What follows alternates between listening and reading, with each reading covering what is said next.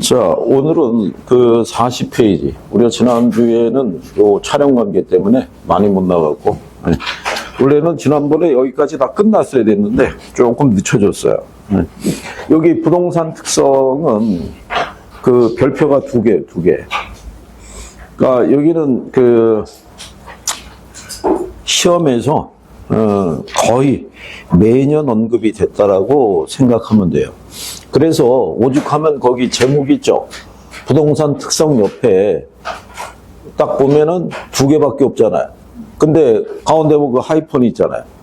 26회서부터 36회까지 너무 많으니까 회차를 다 표시할 수가 없는 거예요. 그러니까 매년 한 문항은 나온다. 그러니까 매년 얘기하는 거예요. 매년. 그런데 어렵지 않게 나와요. 그러니까 각 그 파트에 대한 특징 정도만 잘 알아두면 돼요. 자, 그래서 이게 부동산 특성인데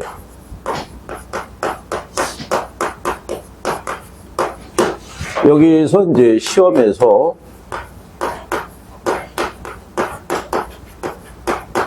별표가 두 개라고 얘기하는 거는 실상은 이 파트 얘기하는 거예요. 자연 특성은. 이거는 토지가 자연물이기 때문에 선천적으로 가지고 있는 특성을 우리가 토지의 자연 특성이라고 얘기를 하는 거예요. 자연 특성. 근데 우리가 지난번에 언급을 했지만 이 토지의 자연 특성을 보게 되면 부동성이라는 애가 있고 보증성이 있고 영속성이 있고 개별성이 있고 인접성 이렇게 돼 있으면 요거 세 가지가 주요 특성이야. 이게 그러니까 주요 특성의 의미는 뭐냐면 단독으로 출제를 하면은 요 주요 특성만 단독으로 나온다는 얘기예요. 그러면 여기 있는 개별성하고 인접성은 기타 특성이에요. 기타 특성인데 얘네 둘은 요 부동성에서 파생된 거예요. 그래서 학자들은 기타 특성으로 분리를 해요. 그런데 여기 있는 인접성은 우리나라 학자가 만들어낸 것이기 때문에 실질적으로 출제자들이 출제하게 되면 여기 정도까지 활용을 해요. 지문으로 쓸 때.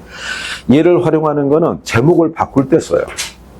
제목을. 그러니까 부증성에 관한 부분인데 인접성이란 이렇게 해서 제목을 바꿀 때 정도만 쓰지 얘가 지문으로 언급하기는 좀 힘들어요.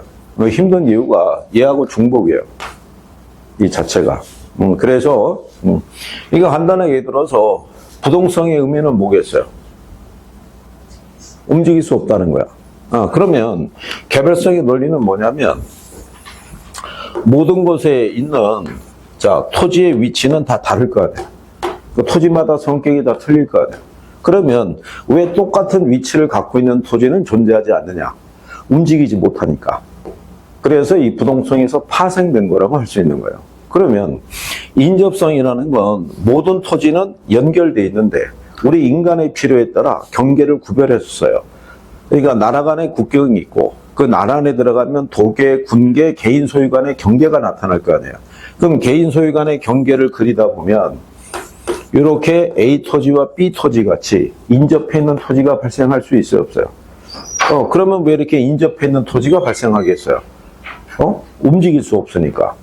그래서 인접성이라는 것도 이 부동성에서 파생된 성격이라고 생각하면 되는 거예요. 무슨 말인지 알겠어요? 네, 그래서 얘가 그 일반 기본 문제집에는 인접성이라는 내용의 문제가 있을 수 있어요. 근데 기본 문제집은 교과서에 있는 내용을 그대로 옮겨오는 거기 때문에 그거는 뭐 신경 안 써도 돼요. 이 처음 보신 건가요? 그럼 이쪽으로 가요, 이쪽으로 자리를 거기 앉으면 나한테 가려가지고 이게 안 보여요. 그러면 심리적으로 불안하고 지금 여기 학생들이 있는 거 보면 나를 기준으로 다 이쪽에 있잖아요. 이쪽이 유리한 거예요. 옮겨도 돼요.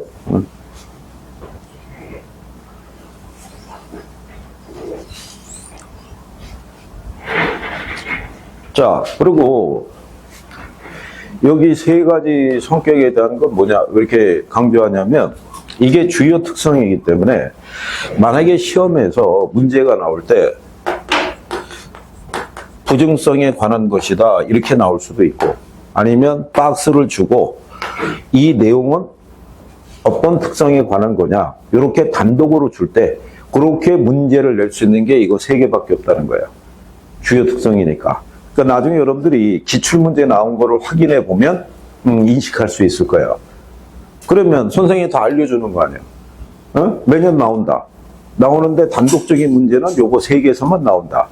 그러면 지문으로 쓸 수도 있어요, 없어요? 있어, 그럼 여기까지. 그러니까 그렇게 구별할 수 있으면 돼요. 자, 그래서 우리가 40페이지에 있는 내용에 대해서 기본적인 거를 설명했고, 그리고 이게 부동산 특성을 분류를 하게 되면 1분법, 2분법, 3분법에서 분류하는 기준이 있는데 그거는 지금 굳이 뭐 정리할 필요는 없고요. 그러면 제일 대표적인 게 부동성인데 요거를 잘 이해하면 돼요. 의의를. 왜냐하면 여기서 나오는 이 파생 현상이라는 게 있어요.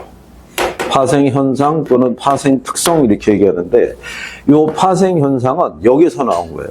의의에서. 그러니까 의의를 내가 잘 이해를 하면은 얘네는 기본적인 게 자체적으로 정리할 수 있다는 거예요. 그리고 제목에서 특성이라는 표현이 나오면 외우라는 논리가 아니라 이해를 바탕으로 하고 있는 거예요. 그러면 여기 있는 이 부분은 자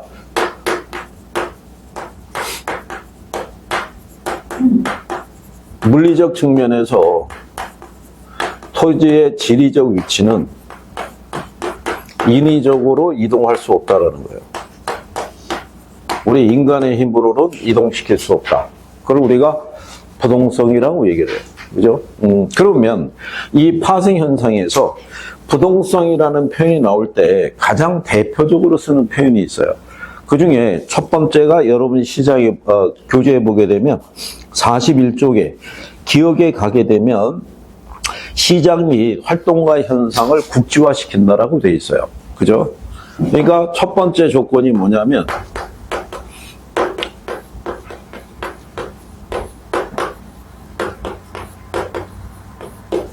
시장을 국지화시킨다는 거예요. 시장을 국지화시키니까 국지화된 시장 안에서 활동가 현상이 각각 다르게 나타난다라고 얘기하는 거예요. 그러면 예를 들어서 뭐 이렇게 구성이 돼 있을 때 내가 정확하게 뭐 경계는 잘 모르겠으나 자 길동도 있고 둔촌동도 있고 천호동도 있어요. 근데 여기에 H건설이 30평형대 아파트를 각각의 지역에 공급을 했어. 그러면 거래되는 가격이 같아요, 틀려요? 틀릴 거 아니에요. 임대료도 틀리고 기대 수익도 틀리고 다 다르게 나타날 거 아니에요.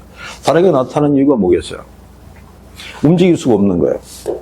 그러니까 여기 안에 국한돼서 대신에 요 안에 있는 애들 간에는 시세가 비슷하게 형성이 될 수 있어요, 없어요? 그럴 수 있을 거 아니에요. 그러니까 이 안에서 거기서 나오는 이 현상과 활동에서 그런 거예요. 가격, 임대료, 거래 관행 이런 것들이 다르게 나타날 수 있어요, 없어요? 다르게 나타날 거 아니에요. 그런데 문제는 시장이라는 게 주택시장만 있는 건 아니잖아요. 주택시장 말고 오피스시장도 있고 상업용도 있고 여러 가지 다양한 유형의 시장이 존재할 수 있어요, 없어요?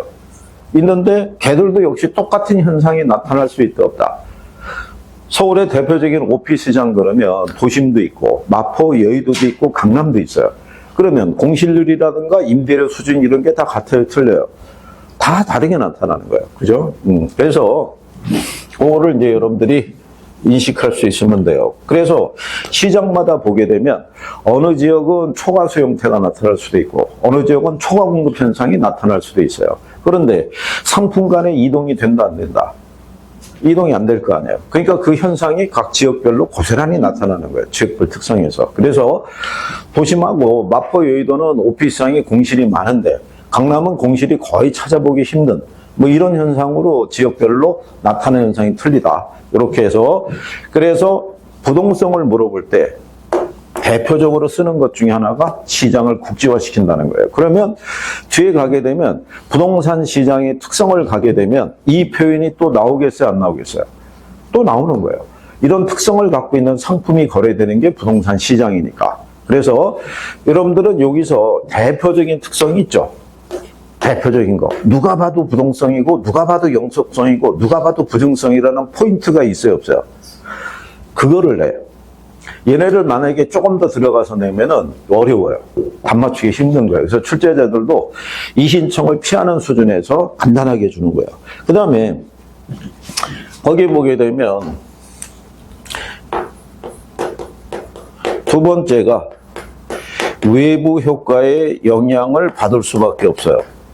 그죠? 하나 예를 들어서 자 주거지역인데 공원이 들어서는 것과 공장이 들어서는 것에서는 엄청난 차이가 있어요, 없어요?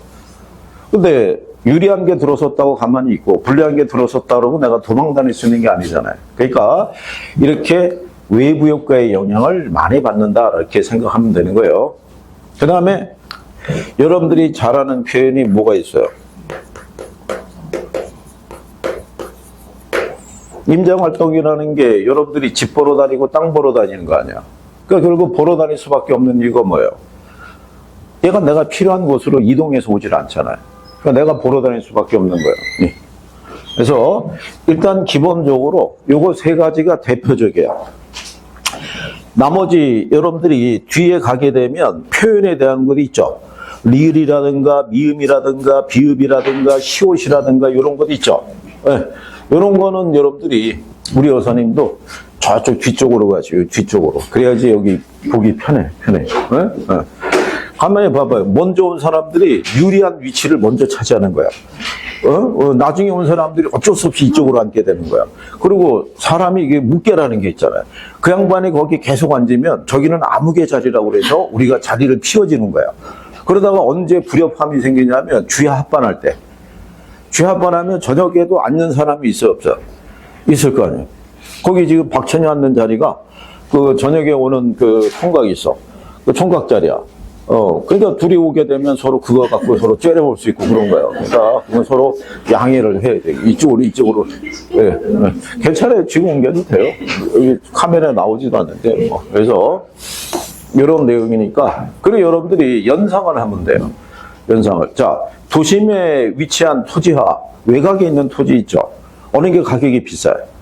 도심에 비싸요. 근데 자리 바꿀 수 있어요, 없어? 자리 못 바꾸잖아. 그러니까 위치지대라는 게 생기는 거예요. 위치에 따라 토지 사용료의 크기가 달라질 거 아니에요. 그러면 내가 이거를 이해하면 거기서 나오는 문장에 대한 거를 내가 이해할 수 있으니까 안 외워도 될 거 아니에요. 그러면 제목이 나오면 유추할 수 있어요, 없어요? 유추할 수 있을 거예요. 그게 제일 좋은 방법이에요. 외우는 것보다. 무슨 말인지 알겠죠? 네. 그래서 지금 여기 있는 항목을 다 정리할 필요 없어요. 이 항목이 교과서에서는 시호까지 있잖아요. 이거 말고도 뒤에 무수히 많이 있어요. 그러니까 그런 내용들은 여러분들이 단원을 배우면서 조금씩 불려가면 된다라고 생각하면 돼요. 그 다음에 뒤로 가면 영속성이라고 있어요.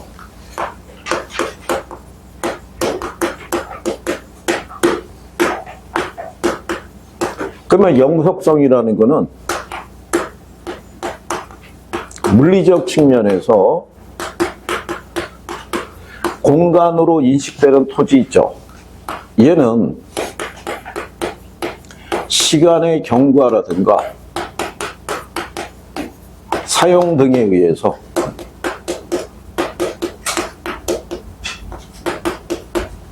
소모되거나 만회되지 않는다는 게 영속성이에요. 그럼 영속성을 한마디로 얘기하면 뭐냐? 얘는 줄어들지 않는 거예요. 우리 인간이 아무리 많이 사용하더라도 줄어든다, 안 줄어든다?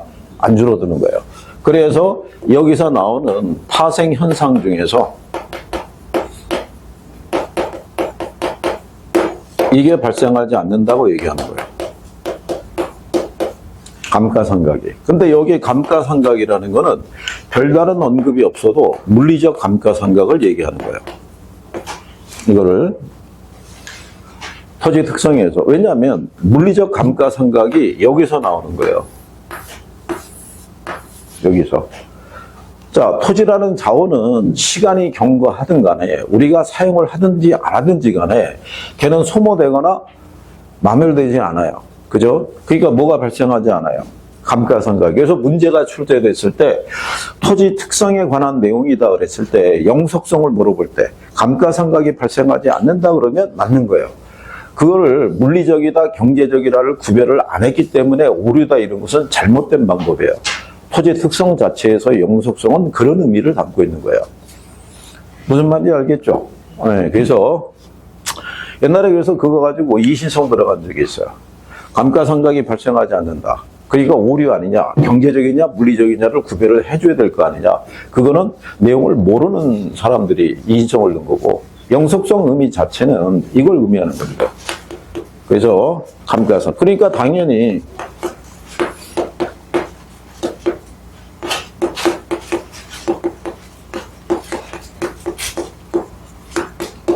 소모를 전제로 하는 재생산 이론은 성립이 안 되는 거예요. 뭐가 안 되니까? 소모가 안 되잖아요. 그죠? 그러면 소모를 전제로 하는 재생산 이론은 건물 등에는 적용할 수 있어요. 근데 토지에는 적용할 수 있다 없다? 토지에는 적용할 수가 없는 거예요. 이해하겠어요? 그러면 우리가 영속성에서 자주 나오는 표현 중에 하나가 뭐냐면 거기에 여러분들이 보시게 되면 그 디귿에 소유이익과 이용이익의 분류가 가능하다라고 돼 있죠. 디귿에 찾았어요? 그거 시험에서 한 3번 나왔어요. 그게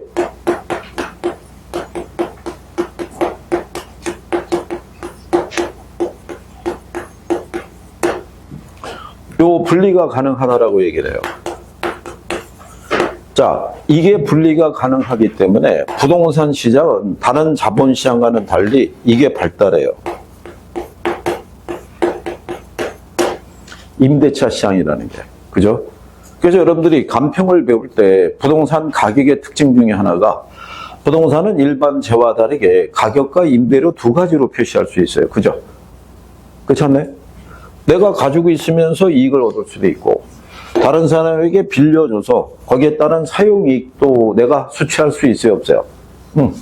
그러면 이게 가능한 이유는 뭐냐면 내가 아무리 사용해도 줄어들지 않는다는 거는 다른 사람이 사용해도 줄어든다, 안 줄어든다? 안 줄어드는 거예요. 그러니까 임대차에 제공이 된다는 얘기예요. 그래서 소유에 따른 이익과 사용에 따른 이익이 있죠. 네, 두 가지를 우리가 그래서 이제 이거를 다시 표현하게 되면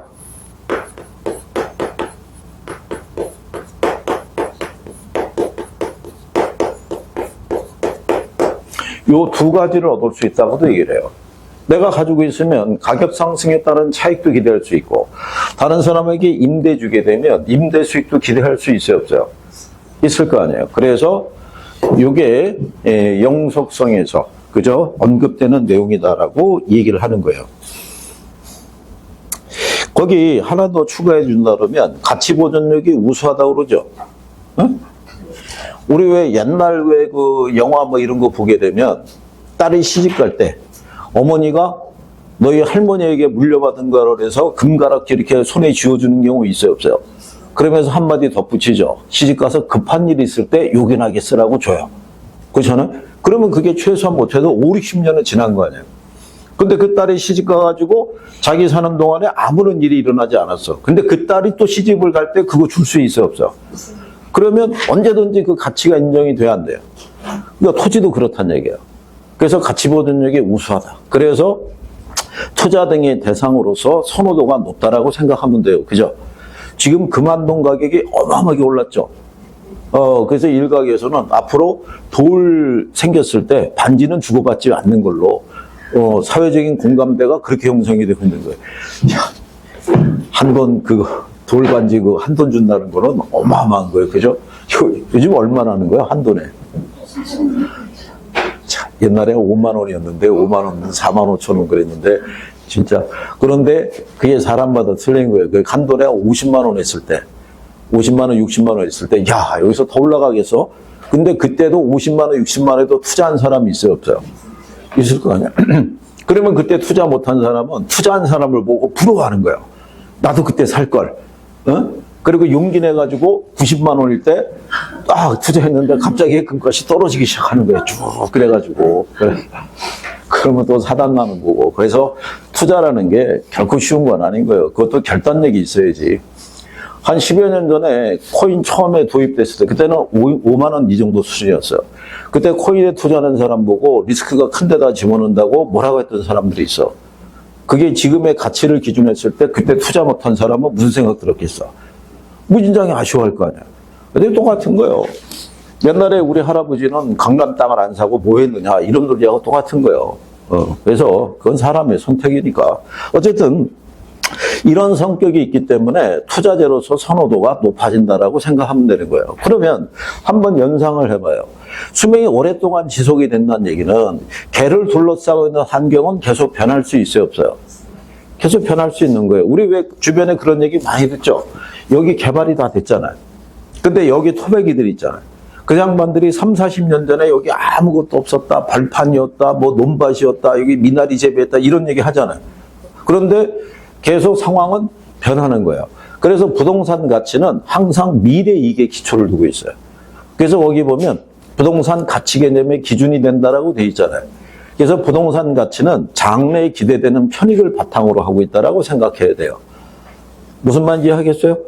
그러니까 영속성의 의미를 내가 조금 이해할 수 있으면 부수적인 것들을 외우지 않아도 내용을 딱 보면 이거는 영속성이다, 이거는 부동성이다, 이걸 구별할 수 있는 거예요.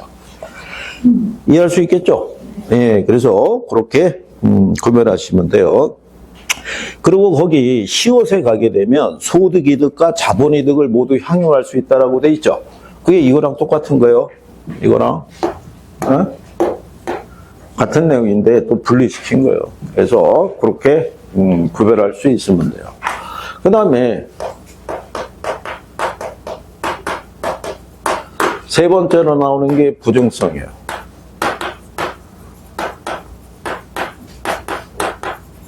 물리적 측면에서 토지는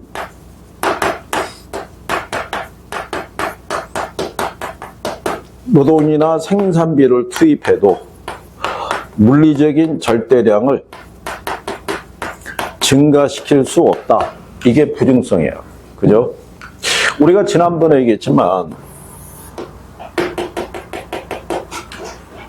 여기 강변역 여기 성수동 요 일대 있죠?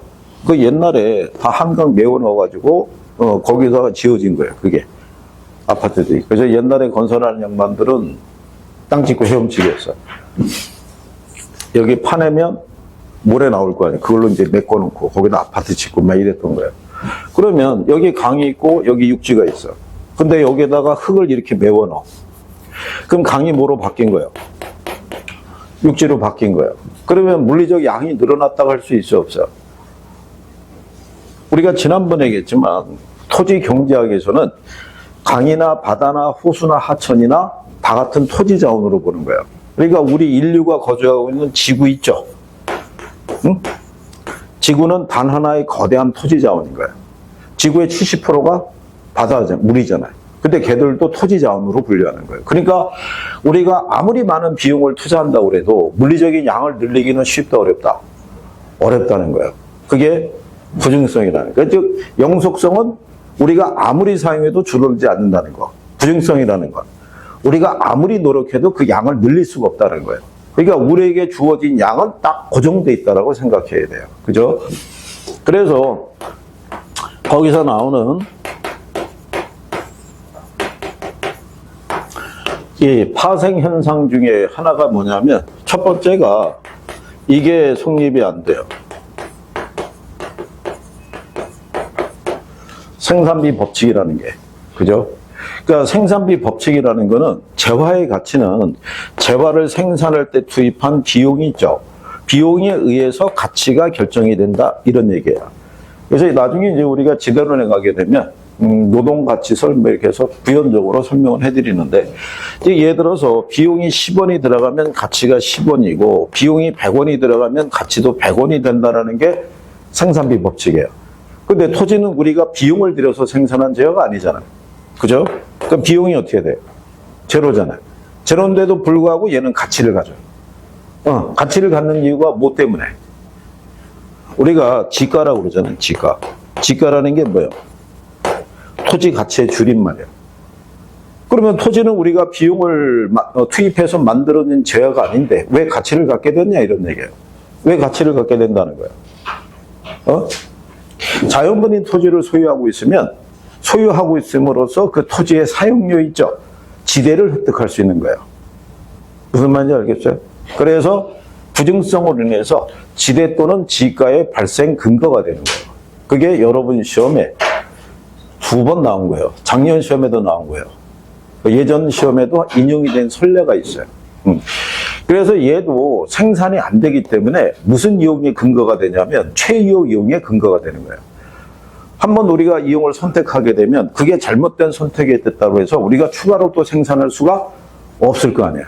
그래서 최이용 이용의 근거가 되는 게 부증성과 용도의 다양성이라는 것 2가지를 우리가 대표적으로 얘기할 수 있어요. 그게 그 다음에 이제 많이 나오는 것 중에 하나가 뭐냐. 여기까지는 잘 안 나와요. 생산배우치까지는.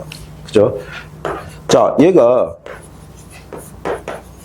물리적인 공급을 완전 비탄력적으로 만들어줘요.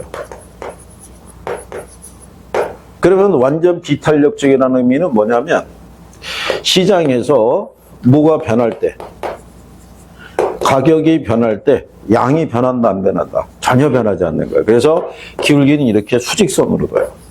만약에 토지 양이 100이라고 그랬을 때 가격이 100원이 됐든 10,000원이 됐든 100만 원이 됐든 아니면 10원이 됐든지 간에 양의 변화는 있다 없다? 전혀 없다. 그래서 이 표현이 잘 써줘요. 그래서 잘 써주는 게 뭐냐면 토지 이용의 집약화를 유도해요. 즉 집약적 토지이용이라고 그래요. 잘 쓰는 표현이에요. 집약적 토지이용이라는 건 이렇게 생각하면 돼요. 건물을 고층화시킨다고 생각하면 돼요. 자, 접근성이 좋은 도심 지역은 수요가 많이 몰릴 거 아니에요. 근데 수요가 많이 몰린다고 해서 공간을 우리가 평면으로 확대시킬 수는 없잖아요. 그러면 한정된 공간에서 늘어나는 수요를 감당할 수 있는 가장 좋은 방법은 뭐다? 건물을 고층화시키는 거예요. 그죠? 그래서 집약적 토지용이라는 표현이 나오면 뭐를 지칭한다? 부증성을 지칭한다라고 생각하면 돼요. 그러면 부증성을 출제할 때 이 집약적 이용이라는 표현을 쓴다 안 쓴다? 당연히 쓰는 거예요. 이거 반드시 들어오는 거니까. 그래서 내가 이해하면은 기본적인 특성은 정리할 수 있더라. 이렇게 구별할 수 있으시면 돼요. 그래서 거기 42쪽의 기억에는 생산비 법칙이라는 게 나오죠. 그 다음에 43페이지 맨 상단에 니은을 가게 되면 물리적 공급 곡선은 수직이 된다라고 명시를 해놨어요. 그렇죠. 예. 그리고 디귿에 가게 되면 토지 이용을 집약화시키고 이렇게 돼 있어야 안 돼 있어요. 그 대표적인 표현을 먼저 얘기를 해준 거예요. 이해하겠어요? 예. 그래서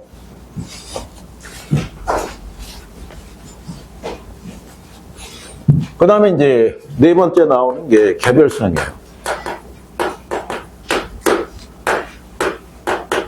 개별성이라는 거는 물리적 측면에서 토지는 다른 토지와 대체할 수 없다는 거예요.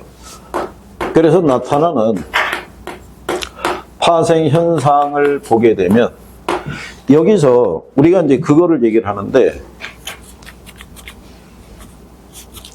이 성격 때문에 이게 성립이 안 돼요.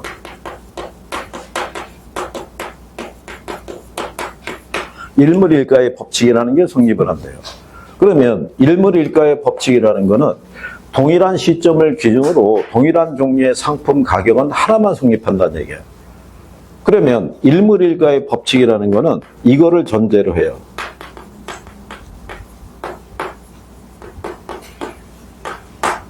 상품의 동질성이 있죠. 이거 완전 경쟁 시장이라고 들어봤나요? 완전 경쟁 시장이라고 현실적으로는 존재하지 않는 시장이에요. 이게 신고전학파라고 하는 경제학자들이 만들어낸 시장이에요. 시장 분석을 용이하기 위해서. 근데 완전 경쟁 시장이 성립하기 위한 조건이 한 4가지가 있는데 4가지 중에 하나라도 충족이 안 되면 불완전 경쟁 시장이 돼요. 근데 상품의 동일성을 전제로 했을 때 동일한 시점을 기준으로 동일한 종류의 상품 가격은 하나만 성립한다는 가정이에요. 근데 현실 시장은 이 법칙이 성립을 해야 하네요. 성립을 안 하는 거예요. 여러분들 아시는 별다방 커피 있죠? 전 세계에 매장이 있어요, 없어요? 근데 커피 한 잔 가격이 다 갖다 틀리다. 다 틀려요. 어느 나라가 제일 비싸요? 우리나라가 제일 비싸. 그러니까 관세라든가 그 나라의 어떤 문화라든가 이런 거에 따라서 가격은 천차만별인 거예요. 그러니까 현실적으로는 존재하지 않는 거예요. 그러면 이게 성립이 돼야 되는데 개별성이 있으니까 상품의 동질성이 결여가 돼 있잖아요. 그러니까 구조적으로 상품의 동질성이 없다는 얘기는 토지 시장을 무슨 시장으로 만들어준다? 불완전 경쟁 시장으로 만들어줄 거 아니에요. 이게 잘 나오는 표현이에요. 개별성에서. 그래서 상품 간의 대체 관계가 제약이 될 수밖에 없는 거예요.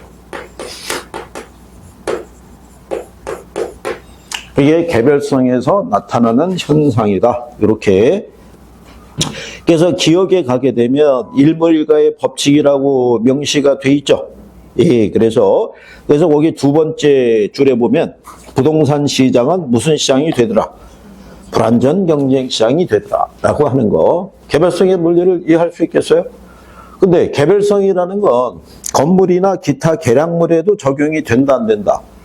거기 된다라고 돼 있잖아요. 개별성 제목 밑에 가게 되면 두 번째 줄에 개별성은 토지뿐만 아니라 건물이나 기타 계량물에도 적용될 수 있다라고 해놨잖아요. 시험에 나온 거예요. 무슨 얘기냐면 모든 토지는 뭐가 틀려요? 위치가 틀리잖아.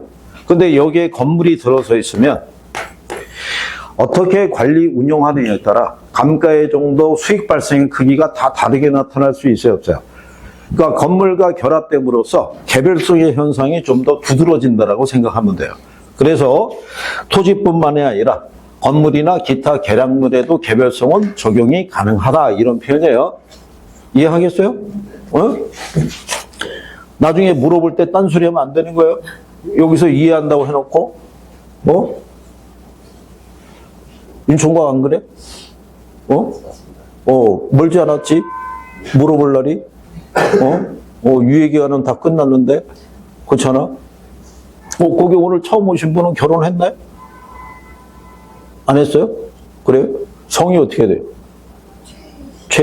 최처녀. 그래서, 처녀. 그리고, 나중에 질문을 할 때 결혼 안 한 사람들을 위주로 질문하는데, 처녀는 제외.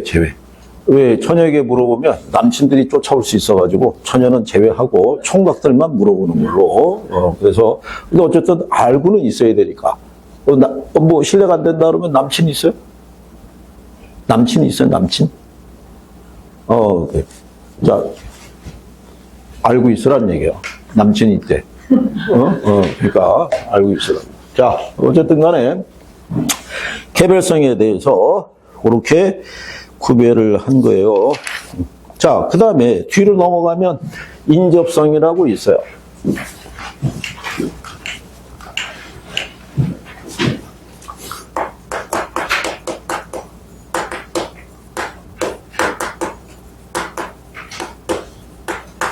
인접성은 이거는 이제 물리적 측면에서 모든 토지는 다 연결되어 있다는 게 인접성이에요. 그래서 모든 토지는 다 뭐가 되어 있다?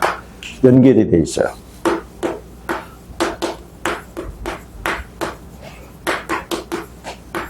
근데 아까 얘기했지만 경계를 구별을 하다, 우리 인간의 필요에 따라 경계를 구별했었을 거 아니에요. 구별해 쓰다 보면 국경도 있고 도계, 군계, 개인 소유 간의 경계가 나올 수 있어요, 없어요? 그러면 A 토지하고 B 토지가 이렇게 붙어 있을 거 아니에요. 그걸 인접성이라고 그래요. 주변 토지가 딱 붙어 있는 상태. 그죠? 네. 그래서 인접성하고 접근성하고 근접성은 성격이 틀린 거예요. 조금씩의 차이가 있다라고 생각하면 돼요. 그러니까 인접해 있으니까 당연히 외부 효과에 영향 받아야 안 받아요? 받을 거 아니에요. 여기 주택이 들어서 있는데 여기 어떤 시설이 들어서냐에 따라서 그 영향을 받을 거 아니에요. 도망 다닐 수는 없고. 그러니까 부동성에서 파생된 거야. 다만 이제 여기서 얘기하는 거는 붙어 있으니까 소유와 관련해서 경계 문제가 생길 수 있다는 거예요. 여기도 만약에 건물이 들어서게 되면 경계 표시해야 되잖아요. 그 원래 자기 땅 기준으로 담장을 설치해야 되는데 우리나라 정서는 밀고 들어가잖아. 옆에 땅으로. 그러면서 담장 설치 관계로 분쟁이 발생할 수 있어요, 없어요? 붙어 있으니까 발생하는 거예요. 길 건너 토지하고는 이런 분쟁이 안 발생하는 거예요. 그러니까 전부 어디서 연결된 거다? 부동성에서. 그러니까 학자들은 얘를 기타 특성으로 분류하기 때문에 일반적인 주요 특성을 얘기할 때 얘는 활용을 잘 안 한단 말이에요. 그러니까 중요하게